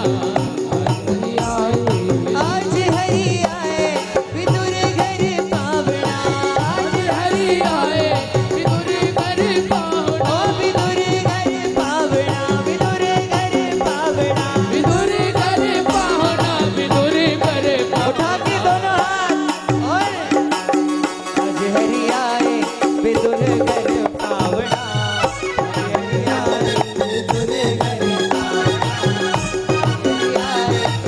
घर पावना, हरि आए विदुर घर पावना, आज हरि आए विदुर घर पावना, आज हरि आए विदुर घर पावना, आज हरि आए विदुर घर पावना, आज हरि आए विदुर घर पावना, आज हरि आए। बोलिए बाकी बिहारी लाल की जय जय जय श्री राधे श्याम। गुरुदेव सुखदेव जी महाराज कहते हैं कि विदुर जी ने जब ऐसा कहा तो भगवान कहने लगे कि काका आपको पता है कि काकी के इन केलों के छिलकों में मुझे जो आज स्वाद मिला है ना, ऐसा स्वाद मुझे आज तक जीवन में कभी नहीं मिला। पता है काका, 2 ही बार मैंने ऐसा भोजन किया हूँ, 2 ही बार मैंने ऐसा कुछ खाया हूँ जहां मुझे तृप्ति मिली है और मुझे स्वाद जो मिला है। कहाँ कहाँ? तो कहा एक काकी के इन केलों के छिलकों में और दूसरे सबरी के उन जूठे बेरों में। वो तृप्ति, वो स्वाद इससे ज्यादा मुझे कहीं नहीं मिला और कभी भी नहीं मिला। दुर्योधन के मेवा त्याग्यो, साग विदुर घर खाई, और जूठे फल सबरी के खाए, बहुविध प्रेम लगाई सबसे ऊंची प्रेम सगाई। गुरुदेव सुखदेव जी महाराज कहते हैं राजा परीक्षित से कि राजन, ऐसे मैत्रेय मुनि से विदुर जी ने सृष्टि विस्तार का निरूपण और ऐसे अनेक प्रश्नों को पूछा। अब यहाँ राजा परीक्षित कहने लगे कि महाराज ध्यान से सुनना, ये 2 प्रकार का संसार भगवान ने क्यों बनाया? फिर 2 प्रकार का संसार क्यों बनाया भगवान ने? अरे जब दिन अच्छा है तो फिर रात क्यों बनाई? जब जन्म अच्छा होए तो फिर मरण वाला ये कार्यक्रम क्यों बनाया? जन्म जब होता है ना, कितनी खुशियां होती हैं, लड्डू बंटते हैं, तो फिर ये मृत्यु वाला कार्यक्रम क्यों बनाया? यहां वहां की चर्चाओं से थोड़ा सा बंद करके और आप लोग कथा में थोड़ा सा मन लगा लीजिए, 1 घंटे और। मन ना भी लग रहा हो कथा में तो बाकी बिहारी जी में लगा लीजिए, क्योंकि यही एकमात्र समय है। इसके बाद तो यहां से जाने के बाद भी आप संसार की चर्चाओं में फिर लग जाओगे, और यहां से आने से पहले जब यहां नहीं बैठे थे तो भी आप यहां वहां की चर्चाओं में फंसे हुए थे। तो केवल समय मिलता है जितनी देर आप यहां बैठे हो उतनी देर का। अब उतनी देर में भी आप अगर संसारिक चर्चाओं में फंसे रहेंगे तो ना यहाँ के लाभ उठा सकोगे और ना ही आप उन जो चर्चाएं चल रही हैं वहां का लाभ प्राप्त कर सकोगे। तो केवल यहाँ अगर बैठे हैं तो इस समय का सदुपयोग कर लीजिए। ये 2 प्रकार का संसार क्यों बनाया गुरुदेव भगवान ने? जब दिन अच्छा है तो फिर रात क्यों बनाई? जब जन्म अच्छा है तो ये मृत्यु क्यों बनाई? जब जन्म होता है तो खूब खुशियां होती हैं, लड्डू बंटते हैं, तो फिर ये मृत्यु वाला कार्यक्रम क्यों बनाया? अरे जब सुख अच्छा है तो फिर ये दुख क्यों बनाया है? गुरुदेव सुखदेव जी महाराज इस प्रश्न का उत्तर ज्ञान देते हुए कहते हैं राजा परीक्षित से कि राजन, तुम ऐसे ही ये दुख को बदनाम मत करो, क्योंकि ये जो सुख है और ये जो दुख है ये अलग से कुछ नहीं होता, बल्कि हमारी इंद्रियों को मिलने वाली जो अनुभूति है उसी का नाम सुख है और उसी का नाम दुख है। बहुत ध्यान से सुनना। 4 लोग बैठे हुए हैं और चारों को एक सी सब्जी परोसी गई। हमारे जीत भैया बैठे हैं, मुन्ना सिवरे जी, विनोद भैया का आगमन आज ही हुआ है यहाँ पर, उनको बिठा दीजिए। और हमारे नरेश भैया बैठे हैं, यजमान जी। अब चारों को एक सी सब्जी परोसी गई। अब चारों को तो बड़ी पसंद आई सब्जी, आलू और बैगन की। अच्छा लगा, बड़ा स्वाद मिला, सुख मिल गया। हमारे ठाकुर साहब कमलजीत सिंह को बहुत बैगन खाने में अच्छा ही नहीं लगता, तो अब पसंद नहीं आई, तो क्या करें?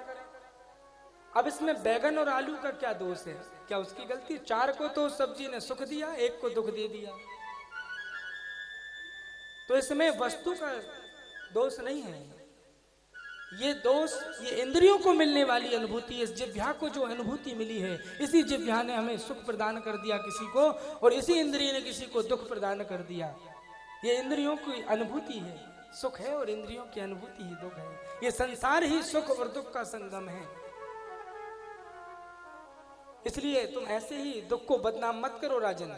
गुरुदेव भगवान कहते हैं, याद रखना, जो नदियां 12 महीने बहती हैं, जो नदियां 12 महीने बहती हैं, उन नदियों को सागर तक ले जाने और सागर से मिलाने का कार्य उस नदी के दोनों किनारे करते हैं। एक किनारे की नदी कभी सागर से जाकर नहीं मिल सकती, दोनों किनारे नदी के होंगे तब जाकर वो नदी सागर से जाकर मिलेगी। ठीक वैसे ही हमारे जीवन में कि सुख दुख ही दुनिया के, सुख दुख ही दुनिया को आकर के बनाते हैं।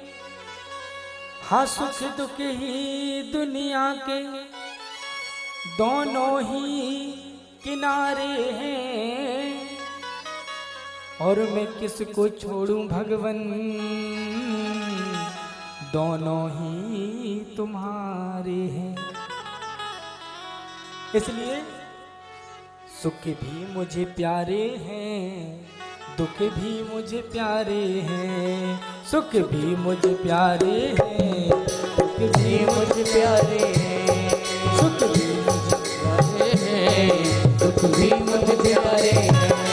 मैं किसको छोड़ूं भगवन, मैं किसको छोड़ूं भगवन, मैं किसको छोड़ूं दाता, मैं किसको छोड़ूं दाता, दोनों ही तुम्हारे हैं। सुख भी मुझे प्यारे हैं, दुख भी मुझे प्यारे हैं। सुख भी मुझे प्यारे हैं, दुख भी मुझे प्यारे हैं। देखिए, 2 प्रकार के लोग हैं, 2 प्रकार के लोग हैं।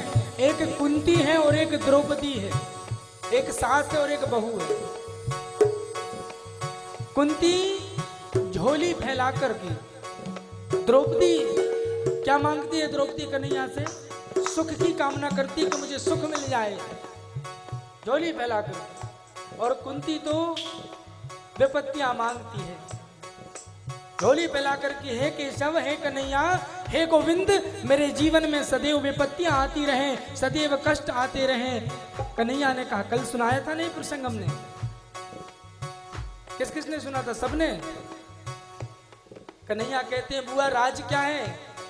दुख क्यों मांग रही हो? दुख भी क्या कोई मांगने की चीज है? तो कुंती कहती है, गोविंद, क्योंकि इसलिए मैं दुख मांग रही हूं, इसलिए मैं विपत्तियां मांग रही हूं, क्योंकि जब सुख आता है जीवन में, सुख आता है तब तो तू चला जाता है। जब दुख आएगा ना, और जब दुख और विपत्तियां आती हैं तब ही तू आता है, सुख आने पर तो तू चला जाता है। इसलिए मेरे जीवन में सदैव विपत्तियां आती रहें। सभी लोग ऐसे दोनों हाथ ऊपर करते हुए और ठाकुर जी से प्रार्थना करेंगे। क्या ये जीवन प्रभु आपने दिया है, अब जीवन को चाहे महलों में बास दे चाहे झोपड़ी में, ये सब तेरी मर्जी है।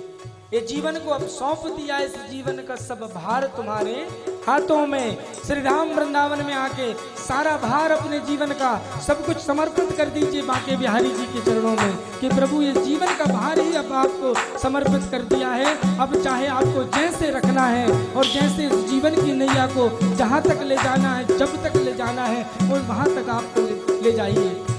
अब सब भार तुम्हारे हाथों में हमने सौंप दिया है। दोनों संगम हैं, सुख और दुख के, इसलिए विपत्तियों में कभी घबराना मत। जब जीवन में समस्याएं आती है ना, तो इंग्लिश में एक कहावत है, जीवन में विपत्तियां आए समस्याएं आना। ध्यान से सुनना बहुत, जीवन में समस्याएं आना, विपत्तियां आना, ये पार्ट ऑफ लाइफ है। और इन विपत्तियों और इन संकटों से, इन दुख से भी निकल जाना, मुस्कुराते हुए हंसते हुए इनको पार कर जाना, ये आर्ट ऑफ लाइफ है। इसलिए क्या करना है, ये कला होनी चाहिए हमारे अंदर, ये आर्ट होना चाहिए कि वो विपत्तियां जो आई हैं, जो समस्याएं जो आई हैं, उनसे मुस्कुराकर हम बिल्कुल चिंता मत करना। सब भार जब उनको सौंप दिया है, तब तुम्हें चिंता करने की आवश्यकता नहीं है। अगर तुम खुद चिंता करोगे तो फिर उनको क्यों सौंपा है? वो खुद तुम्हारी चिंता, जो जिस बात का दुख है, जो समस्या है, जो विपत्ति है, वो खुद दूर कर देंगे। विश्वास बस रखना, क्योंकि श्रद्धा विश्वास रूपिणो भवानी शंकरो बंदे। कहा है कि भवानी और जो शंकर जी हैं वो श्रद्धा और विश्वास के रूप हैं। अगर श्रद्धा नहीं है और विश्वास नहीं है तो ना तो बांके बिहारी जी हो, ना ये वृंदावन धाम में आपकी भागवत सुनने का कोई फल है। तो दोनों बहुत आवश्यक है। ये संसार है, ये तो सुख और दुख का ही तो संगम है। कभी हंसना है, कभी रोना है, जीवन सुख दुख का संगम है। जीवन सुख दुख का संगम है। कभी पतझड़ है, कभी सावन है, ये आता जाता मौसम है। ये आता जाता मौसम है। हंसना है, कभी रोना है, कभी हंसना है, कभी रोना है। जीवन सुख दुख का संगम है। जीवन सुख दुख का संगम है। कभी पतझड़ है, कभी सावन है, कभी पतझड़ है, कभी सावन है। ये आता जाता मौसम है। ये आता जाता मौसम है। अरे ताली बजा लो।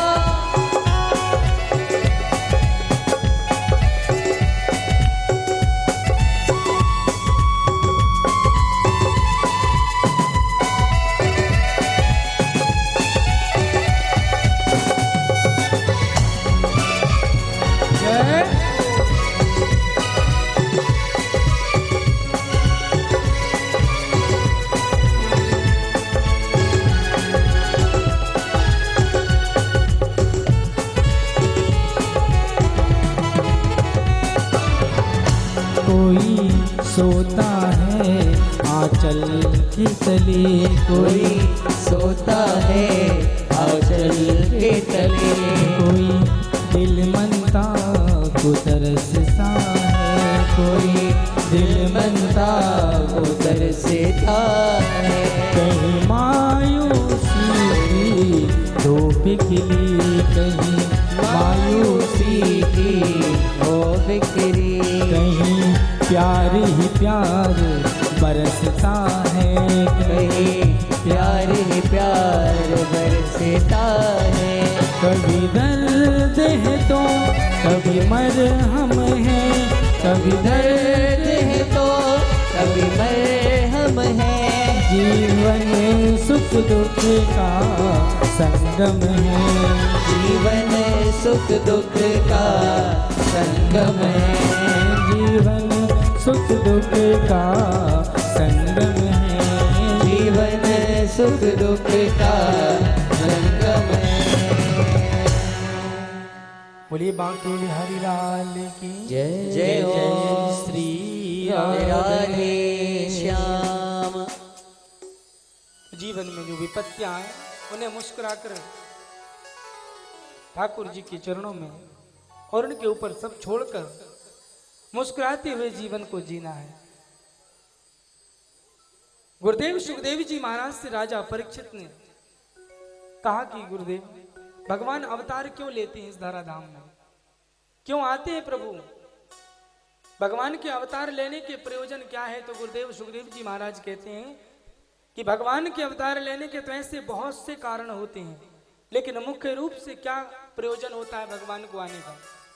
इस ब्रजभूमि में भी भगवान जब आए, इस वृंदावन की भूमि में भी जब प्रभु जब आए अवतार लेकर, तो उनका भी प्रयोजन क्या था? मेरे बिहारी जी ठाकुर जी स्वयं अपने मुख से कहते हैं, यदा यदा हि धर्मस्य ग्लानिर्भवति भारत अभ्युत्थान धर्मस्य तदात्मानं सृजामि परित्राणाय साधूनां विनाशाय च दुष्कृतां धर्म संस्थापनार्थाय संभवामि युगे युगे।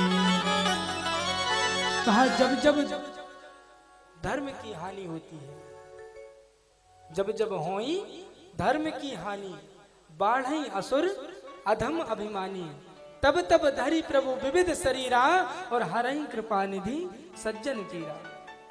जब जब धर्म की हानि होती है, जब अधर्म बढ़ने लगता है, साधु और संतों का जब अत्याचारी जब उन्हें परेशान करने लगते हैं, सज्जन पुरुषों को जब दुष्ट पुरुष परेशान करने लगते हैं, तब भगवान को अवतार लेकर इस धराधाम में आना पड़ता है। परित्राणाय साधुनाम विनाशाय च दुष्कृताम, दुष्टों के विनाश के लिए, अधर्म को समूल नष्ट करने के लिए भगवान इस धरा पर आते हैं। भगवान के अवतार की कथा श्रवण कराते हुए गुरुदेव सुखदेव जी भगवान कहते हैं, कश्यप जी की जो सबसे बड़ी पत्नी है उनका नाम है दिति। एक दिन संध्या काल का समय था, दिति ने संतान की कामना को लेकर कश्यप जी के पास पहुंची। कश्यप जी ने बहुत समझाया कि देवी, ये संध्या काल की वेला है और ये गोधूली की वेला, संध्या काल का समय ये भोग के लिए नहीं होता बल्कि ये भजन के लिए होता है। संध्या के समय में कभी इन बातों का विशेष ध्यान रखना। जितनी भी मैया यहाँ पर बैठी हैं सब ध्यान से सुनना। संध्या काल के समय में कभी संध्या काल के समय सोना नहीं चाहिए, कभी संध्या के समय में भोग विलास में रत नहीं होना चाहिए, कभी संध्या के समय में भोजन नहीं करना चाहिए। संध्या काल का समय होता है, सभी के घर के आंगन में तुलसी है। किस किस के घर के आंगन में तुलसी है? सबके यहाँ पर तुलसी। तुलसी जी के यहाँ संध्या काल के समय एक शुद्ध घी का दीप प्रज्वलित अवश्य करना चाहिए। भगवान का भजन कीर्तन अपने बच्चों को भी बिठाल करके 10 से 15 मिनट संध्या काल की बेला में स्वयं साक्षात देवादिदेव भगवान महादेव अपने गणों के साथ में और इस धरा के ऊपर से आकाश मंडल में विचरण करते हैं और ये देखते हैं कि संध्या के समय कौन क्या कर रहा है। इसलिए संध्या काल के समय केवल और केवल भजन करना चाहिए। बहुत समझाया कश्यप जी ने, लेकिन दिति नहीं मानी। तो कह दिया कश्यप जी ने कि देवी, तुम्हारे जो पुत्र होंगे वो एक नहीं दो होंगे और दोनों ही बड़े दुष्ट और दुराचारी प्रवृत्ति के होंगे, लेकिन उनका उद्धार भी तुम चिंता मत करो, स्वयं भगवान श्री हरि नारायण के हाथों से होगा। अब देखिए, दिति के गर्भ में जो 2 बालक पल रहे हैं, 2 शिशु जो पल रहे हैं, वो कोई साधारण बालक नहीं है। ये दोनों कौन है? तो गुरुदेव सुखदेव जी भगवान कहते हैं ये दोनों भगवान श्री हरि नारायण के दोनों द्वारपाल हैं, जय और विजय। एक बार 4 ऋषि जो ब्रह्मा जी के मानस पुत्र हैं, चारों ऋषि कुमार सनक सनंदन सनातन सनत कुमार, चारों बद्रीनाथ धाम से भगवान नारायण के दर्शन के लिए बैकुंठ जाते हैं। बैकुंठ में जब पहुंचे तो वहां पर उन द्वारपालों ने सप्तम द्वार में रोक लिया, कहा भगवान के विश्राम का समय है, आपको दर्शन नहीं मिल सकता। क्रोध में आकर सनत कुमार ने श्राप दे दिया कि जाकर तुम्हारी आसुरी प्रवृत्ति है, इसलिए तुम दुष्ट और आसुरी प्रवृत्ति के 3 जन्मों तक तुम्हें जाकर तुम असुर बनोगे। इतने में भगवान स्वयं नारायण द्वार पर आ गए। भगवान ने कहा चिंता मत करो, तुम्हें श्राप मिल गया है, लेकिन तुम्हारा 3 जन्मों तक उद्धार मेरे हाथों से होगा। असुर तो बनोगे। तो ये दोनों बालक जो पल रहे हैं, दोनों शिशु माता अदिति के गर्भ में, ये दोनों पार्षद हैं भगवान के द्वारपाल जय और विजय। इन दोनों का जन्म हुआ, एक का नाम है हिरण्यक्ष और दूसरे का नाम है हिरण्यकश्यप। ये पहला इनका जन्म। दूसरे जन्म में ये कौन बने थे? रावण और कुंभकर्ण। और तीसरे में द्वापर युग में तीसरा जन्म इनको मिला था शिशुपाल का और दंतवक्त का। ये 3 जन्मों तक ये असुर, ये प्रवृत्तियां इनकी रही। तो जब हिरण्यक्ष बड़ा दुष्ट है, बड़ा दुराचारी है, उसने क्या किया, संपूर्ण पृथ्वी को चुरा करके और रसातल में ले गया। सारे देवता और पृथ्वी मैया गौ माता का रूप धारण करके सब ब्रह्मा जी को साथ में लेकर भगवान नारायण के पास पहुंची, स्तुति की। भगवान ने आश्वासन दिया और आश्वासन देकर भगवान ने अपना एक स्वरूप धारण कर लिया। वाराह रूप में प्रभु प्रकट हुए। बोले वाराह नारायण भगवान की जय। भगवान ने वाराह का नारायण का रूप धारण करके पृथ्वी को वापस स्थापित करने के लिए जब पहुंची तो हिरण्यक्ष उनकी तरफ दौड़ा। भगवान ने एक मुष्टिका के प्रहार से ही हिरण्यक्ष का उद्धार कर दिया। बोलिए वाराह नारायण भगवान की जय हो। और अपने मुख में पृथ्वी को दबा करके प्रभु रसातल से और निकालकर पृथ्वी को वापस पुनः स्थापित कर देते हैं। और ब्रह्मा जी को आदेश दिया कि फिर से पृथ्वी की आप रचना करिए, सृष्टि की रचना करिए। गुरुदेव सुखदेव जी महाराज कहते हैं ब्रह्मा जी के जितने मानस पुत्र हुए सबके सब विरक्त हो गए, सबके सब सन्यासी हो गए। कोई भी सृष्टि विस्तार के कर्म में प्रवृत्त नहीं हुआ। ब्रह्मा जी के एक मानस पुत्र जिनका नाम है कर्दम ऋषि। कर्दम ऋषि का विवाह जब इन्होंने तपस्या की वृद्धावस्था में जाकर कि किसी सुंदर नारी से मेरा विवाह हो जाए,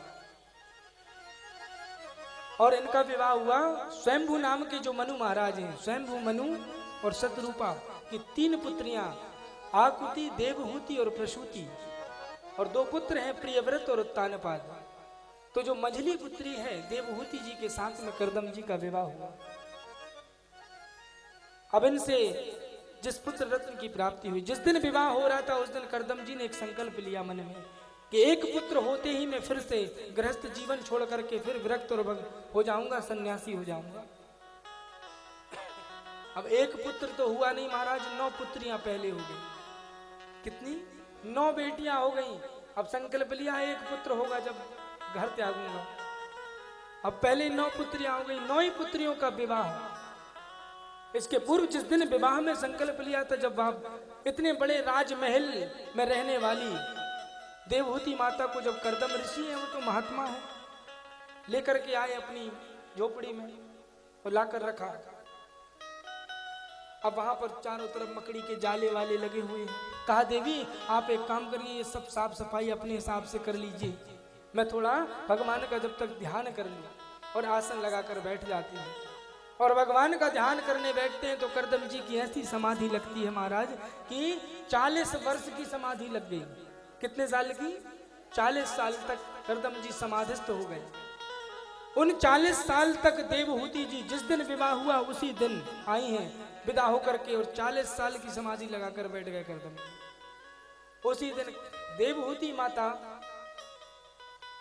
उस कुटी से कहीं नहीं जाती, पास में नदी थी, वहां से जल भर कर लाती। गर्मी का जब मौसम रहता तो गर्मी में गीले गीले कपड़े वस्त्र कर करके उनके अपने पति की सेवा करती, उनके तपते हुए बदन को गीले वस्त्र से ठंडक पहुंचाती, शीतलता पहुंचाती, अग्नि का प्रबंध करती। शीत ऋतु में जब ठंड पड़ती तो आसपास अग्नि प्रज्वलित कर देती, हवा करने लगती। गर्मी में बैठे बैठे सूख कर उनका शरीर में केवल एक एक हड्डी गिन ली जाए, ऐसा शरीर हो गया है देवहूति माता का।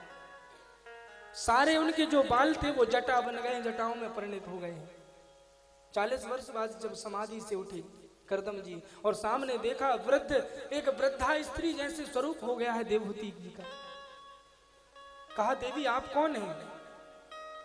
देवहूति माता के नेत्रों से आंसू बहने लगे। कहा, स्वामी मैं आपकी पत्नी हूं, जिस दिन विवाह करके लेके आए थे उसी दिन आपकी समाधि लग गई थी। करदम जी ने दोनों नेत्र बंद कर लिए, सजल भाव से कहने लगे कि देवी जब मेरी समाधि लग गई थी तो तुम अपने पिता के घर क्यों नहीं चली गई? अरे तुम इतने कष्टों से इतने वर्षों तक तुम यहाँ पर बैठी रही, अपने पिता के घर चले जाना था, वहां इतनी सारी सुख सुविधाएं हैं, अनेक दास दासियां तुम्हारे पिता के यहाँ सेवा में लगी हुई हैं, तुम वहां चले जाना था तुम्हें। नेत्रों में आंसू लिए हुए देवहूति माता कहती है, स्वामी एक पत्नी के लिए वास्तविक घर विवाह के बाद उसके पति का ही होता है, चाहे वो जिस परिस्थिति में रखे, चाहे महलों में रखे, चाहे झोपड़ी में रखे, एक टाइम भोजन खिलाए, चाहे जैसी स्थिति में रखे, वही उसका वास्तविक घर कहलाता है।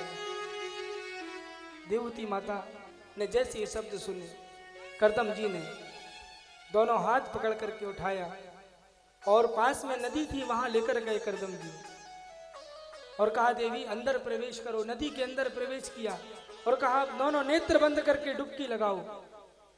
और करदम जी भी और देवहूति माता ने दोनों ही जैसे डुबकी लगाई और जब बाहर निकले